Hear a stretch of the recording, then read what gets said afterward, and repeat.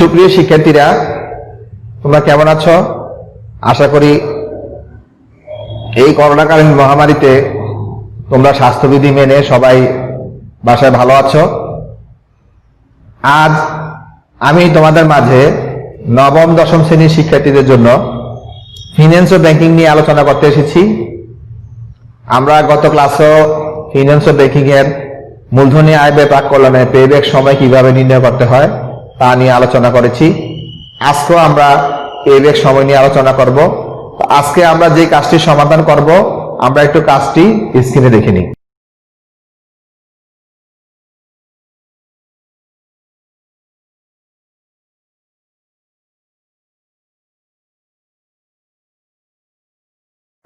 আমাকে প্রথম প্রশ্ন করা হয়েছিল কণা প্রকল্পের পেব্যাক সময় নির্ণয় করার জন্য। তারপরে বলা হয়েছে যে কোন প্রকল্পটি গ্রহণ করা উচিত বলে তুমি মনে করো। তো প্রথমে আমরা যে কাজটি করব, আমরা কণা প্রকল্পের পেব্যাক সময় নির্ণয় করব। তা আমরা এখানে লিখব কণা প্রকল্পের পেব্যাক সময় নির্ণয়। তো এখানে 5টি বছরের আন্তঃপ্রবাহ দেওয়া আছে, 5 বছরের আয় ব্যয় প্রাক্কলন করে নিচে দেওয়া আছে। তো আমরা এখানে লিখব বছর, তারপরে ঘরে লিখব নগদ প্রবাহ,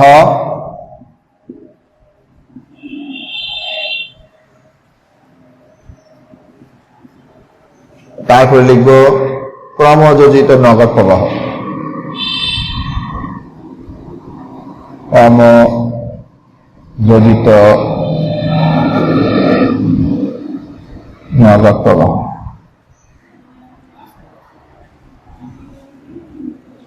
তো এখানে সাল দেওয়া আছে 2015, 16, 17, 18, 19। তো এখানে 2015 যদি আমি এটা জানুয়ারি 1 ধরি, জানুয়ারি 1 আমি ব্যবসা শুরু করলাম, তাহলে এখানে হবে 2015 December 31, 2016 December 31, 2017 December 31, 2018 December 31, 2019 December 31। তাহলে আমাকে এখানে 5টা বছর দেওয়া আছে। তাহলে আমরা কি করেছি একটু দেখে নেই। কারণ 2015 জানুয়ারিতে তো আমি ব্যবসা শুরুই করলাম, 1 বছর তো আর আমার ব্যবসায় কোনো টাকা ফেরত আসবে না। আমরা 31 ডিসেম্বর গিয়ে আমরা যে টাকাটা এখানে ফেরত এসেছে আমাদের আয় ব্যয় প্রাক্কলন করে যেটা দেওয়া আছে আমরা সেটা এখানে লিখবো। তারপরে দ্বিতীয়, তারপর তৃতীয়, চতুর্থ, পঞ্চম বছর। তা আমাদের প্রশ্নে দেওয়া আছে, প্রথমে দেওয়া আছে আমরা বিনিয়োগের কথা বলা আছে 4 লক্ষ টাকা। তা আমরা এখানে লিখবো 4 লক্ষ।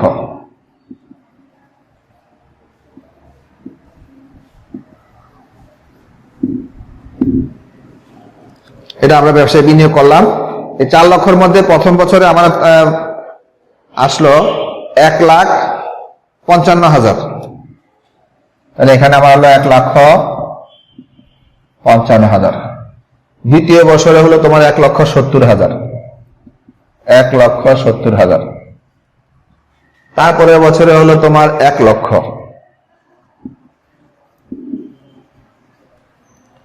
তারপরের বছরে 1,50,000।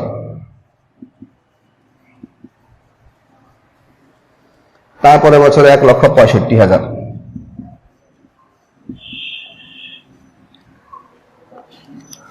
তো এখানে আমরা যা লিখেছি এটা প্রশ্নে প্রদত্ত। প্রশ্নে দেওয়া আছে 1,55,000 প্রথম, দ্বিতীয় হলো 1,70,000, তৃতীয় 1 লক্ষ, চতুর্থ 1,50,000, 1,65,000। এখন আমার 4 লক্ষের মধ্যে 1,55,000 প্রথম বছরে চলে আসছে আমার। তখন আমি এই টাকাটা থেকে টাকাটা বিয়োগ করে এখানে আমি লিখবো। তো 4 লক্ষ থেকে তোমার 1,55,000 বিয়োগ করলে হয় 2,45,000, 2,45,000। 4 লক্ষের মধ্যে আমার 1,55,000 টাকা নগদ প্রবাহ হয়েছে। হওয়ার পর আমার 2,45,000 টাকা এখনো বাকি আছে। 2,45,000 মধ্যে আমি এখন পরের বছরে আসলো 1,70,000। তো 1,70,000 বিয়োগ করলে হয় 75,000।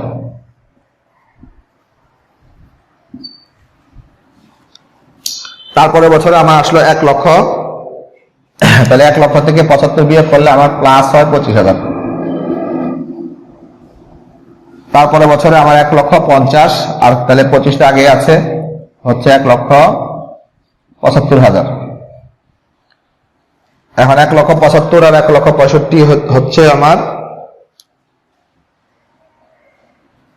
3,40,000। তো আমরা কি করলাম, আমরা এখানে 4 লাখ থেকে 1,55,000 বিয়োগ করার পর হয়েছে 2,45,000। 1,70,000 বিয়োগ করলে হয় 75,000। এখানে 1 লাখ থেকে 75 বিয়োগ করলে হয় 25,000। 25,000 সাথে 1,50,000 যোগ করলে হয় 1,75,000, এটা যোগ করলে হয় 3,40,000। এখন আমরা বের করব আমাদের পেব্যাক সময়। এখন দেখো, এটা হলো আমাদের প্রথম, এটা হলো দ্বিতীয়, এটা তৃতীয়, এটা চতুর্থ, এটা হলো পঞ্চম। তো এখন দেখো, আমাদের এটা হলো দ্বিতীয় বছর, এটা হলো তৃতীয় বছর। তাহলে তৃতীয় বছরের মাঝামাঝি যে কোনো একটা সময়ে আমাদের টাকাটা কি হয়েছে, আমাদের টাকাটা ফেরত এসেছে। এখন আমরা পেব্যাক সময়টা বের করব। এটা আমি লিখেছি, তোমরা লেখার দরকার নাই।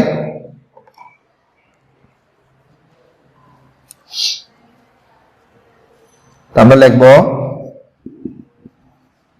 পেব্যাক সময়, তাহলে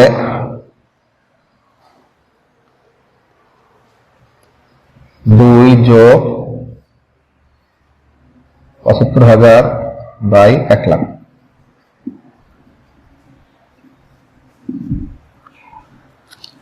তাহলে দ্বিতীয় বছরের পর আমার টাকাটা আমি পেয়েছি। আমি এখানে 2 লিখেছি, 2 এর পর এই যে এখানে আছে 75,000, এখানে 1 লাখ, আমি 1 লাখ নিচে লিখেছি, 75,000 উপরে লিখেছি। এখন আমি এটা ভাগ করলে কত হয় দেখি। 75,000 ভাগ 1 লাখ 0.75। তাহলে 2 যোগ 0.75 বছর, তাহলে হচ্ছে 2.75 বছর। অর্থাৎ কণা প্রকল্পে যদি আমি টাকা বিনিয়োগ করি, তাহলে আমার যে নগদ আন্তঃপ্রবাহ, নগদ যে প্রবাহ আছে আমাকে দেওয়া আছে, সেই অনুযায়ী আমার পেব্যাক সময় হচ্ছে 2.75 বছর। এখন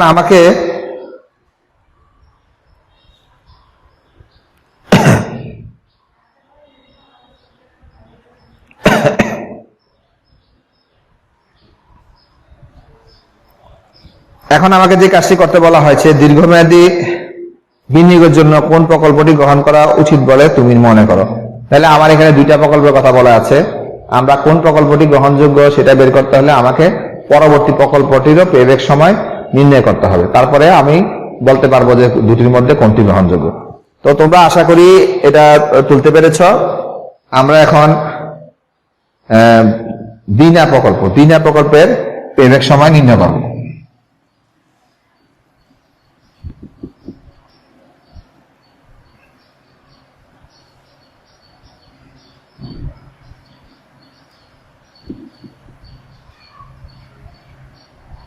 তো তোমরা এরকম একটা ঘর করে ফেলো। কণা প্রকল্পের জন্য আমরা যে ঘরটা করেছি, বিনা প্রকল্পের জন্য এই ঘরেই লাগবে, এতটুকু ঘরই লাগবে। এই জন্য আমি এই ঘরটাকে কাজে লাগিয়ে পরেরটার আন্তঃপ্রবাহ পেব্যাক সময় বের করব। তো আমরা এখন বের করব বিনা প্রকল্পের পেব্যাক সময়। তো 4 লক্ষ তো ঠিকই আছে, আমার টাকা তো 4 লক্ষ টাকা। এখন আমরা দেখে নিই বিনা প্রকল্পের 5 বছরে এখানে কি বলা আছে। প্রথম বছরে হলো 1,35,000 টাকা, 1,35,000 টাকা। দ্বিতীয় বছরে বলা আছে 2 লক্ষ টাকা।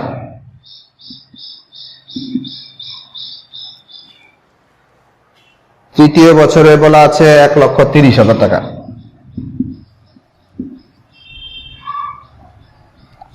তারপরের বছর বলা আছে 1,50,000 টাকা। তারপরের বছর বলা আছে 1,20,000 টাকা।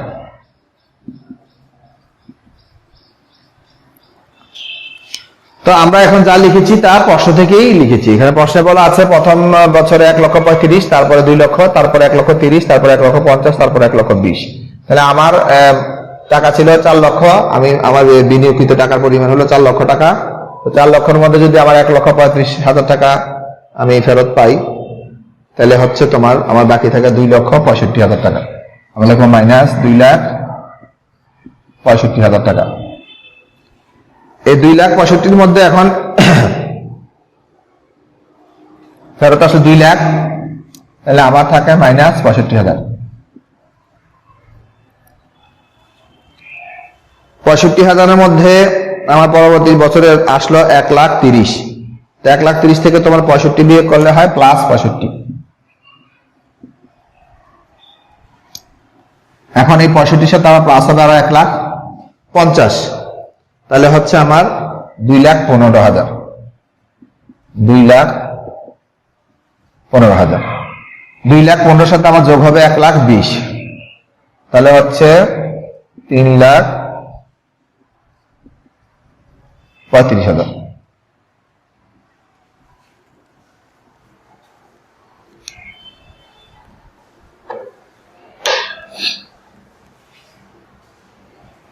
তাহলে আমরা একটু লক্ষ্য করি, এখানে এটা হলো আমার প্রথম বছর, এটা দ্বিতীয় বছর, তৃতীয় বছর। তাহলে দ্বিতীয় বছরের পরে গিয়ে তৃতীয় বছরে যে কোনো একটা সময় আমার টাকা, এই 4 লাখ টাকা আমার রিকভার হয়েছে। তাহলে আমরা এখানে পেব্যাক সময় বের করব। সুতরাং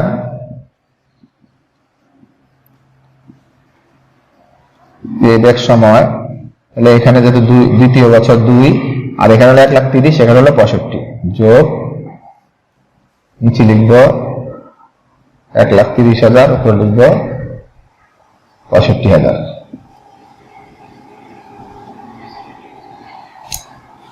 তাহলে 65,000-কে আমি 1,30,000 দিয়ে ভাগ দিব, ভাগ 1,30,000, তাহলে হয় 0.50। 2 যোগ 0.50 বছর, তাহলে হচ্ছে 2.50 বছর। তাহলে আমরা এখানে বিনা প্রকল্পের পেব্যাক সময় পেলাম 2.50 বছর। তো এর আগে আমরা কণা প্রকল্পে পেয়েছিলাম 2.75 বছর। এখন আমাকে বলা হয়েছে যে কোন প্রকল্পটি গ্রহণ করা উচিত বলে তুমি মনে করো। তাহলে আমরা আগে তোমরা এটা তুলে নাও। তুলে নেওয়ার পর আমাদেরকে যে কাজটা করতে হবে, আমরা নিচে দিয়ে একটু কথা লিখতে হবে। আমরা এটা মুছে কাজটি করব। তো তোমরা নিশ্চয়ই তুলতে পেরেছ। আমি বোর্ড মুছে ফেলছি।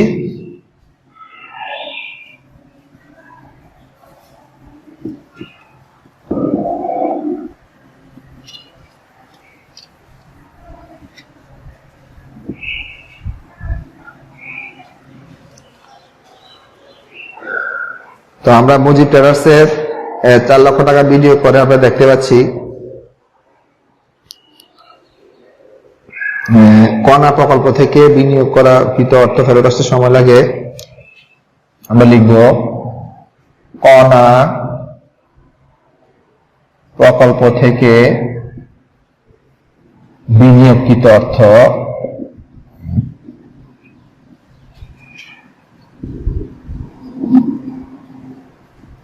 ফেরত পেতে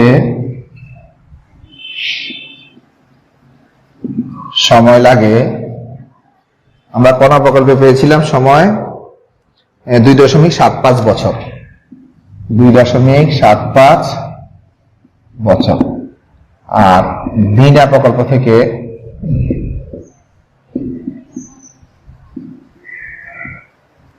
সময় লাগে, যেটা আমরা পরে বের করেছি,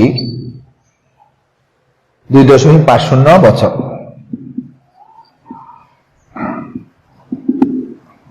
এখন তোমরাই বলতে পারবা যে কোনটা গ্রহণযোগ্য। কণা প্রকল্পের সময় লাগতেছে 2.75 বছর, আর দিনা প্রকল্পে লাগতেছে 2.50 বছর। তাহলে এটাতে সময় বেশি লাগতেছে, এটাতে সময় কম লাগতেছে। তা আমি 4 লক্ষ টাকা বিনিয়োগ করব। এখানে আমাকে 2টা প্রকল্পের কথা বলা হয়েছে, কোন প্রকল্পটি গ্রহণযোগ্য। তো যে প্রকল্পে আমার সময় কম লাগে আমি সেই প্রকল্পটি গ্রহণযোগ্য হিসেবে ধরে নেব। আমি লিখব সুতরাং বিনা প্রকল্পে সময় কম লাগে বিধায়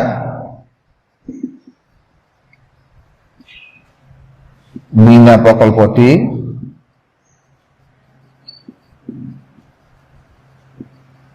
গ্রহণযোগ্য বলে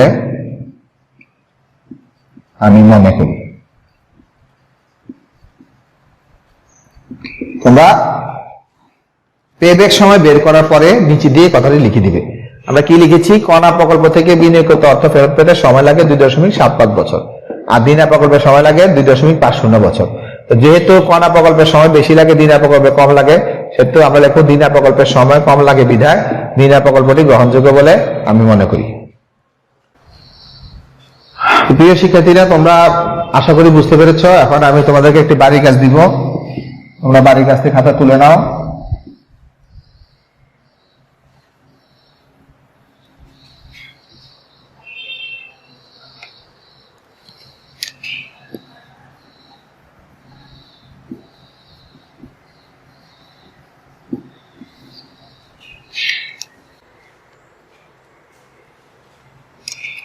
তোমরা বাড়ির কাছ থেকে তুলে নাও। বিমল সাহা 2টি প্রকল্পে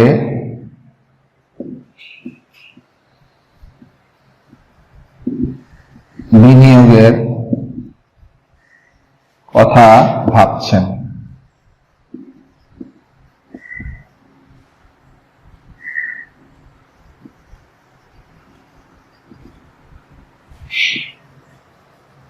টাকার পরিমাণ হলো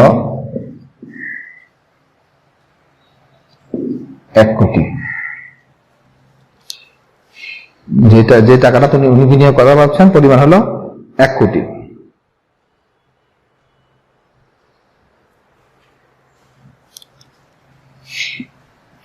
প্রকল্প রবি এর 3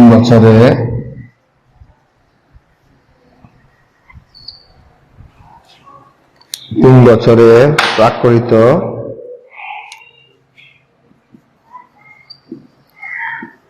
নিট মুনাফা যথাক্রমে 38.50 লক্ষ, 52.50 লক্ষ, 9.50 লক্ষ, 9.50 লক্ষ।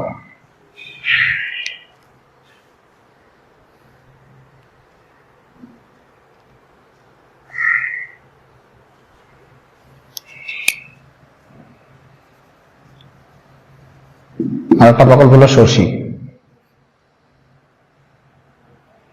শশী প্রকল্পে প্রাক্কলিত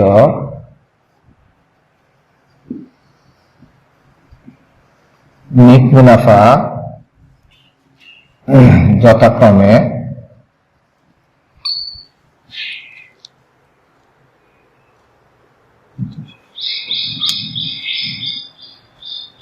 50 লক্ষ, 60 লক্ষ,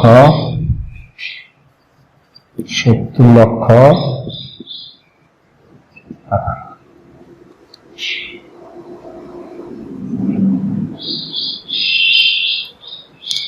তাহলে তোমাদের জন্য যে কাজ, তোমরা যে কাজটা করবা, তোমরা ক থেকে যে কাজটা করবে, তোমরা করবে রবি প্রকল্পের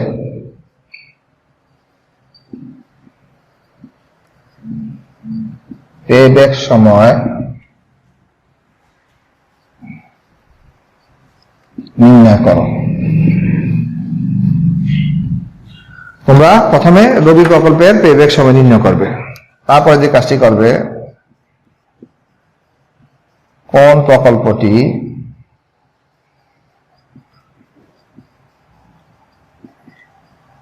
অধিকতর গ্রহণযোগ্য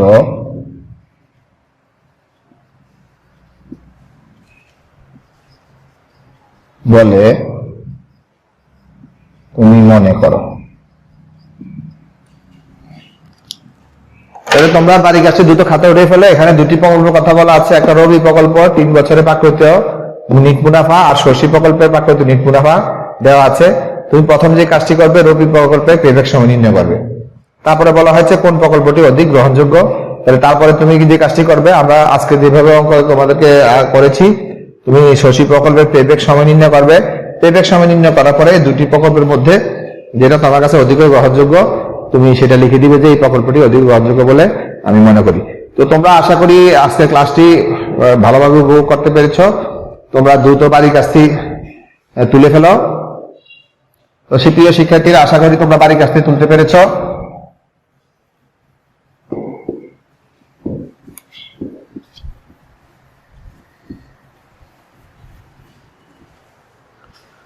তো আজকের ক্লাসে যারা উপভোগ করেছো সকলকে আমি আন্তরিক ধন্যবাদ জানাচ্ছি। করোনাকালীন এই পরিস্থিতিতে তোমরা সকলেই বাড়িতে স্বাস্থ্যবিধি মেনে চলবে, বয়োজ্যেষ্ঠদের কথা মেনে চলবে।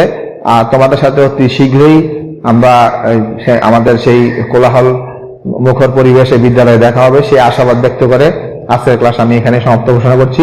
সকলকে ধন্যবাদ। আসসালামু আলাইকুম।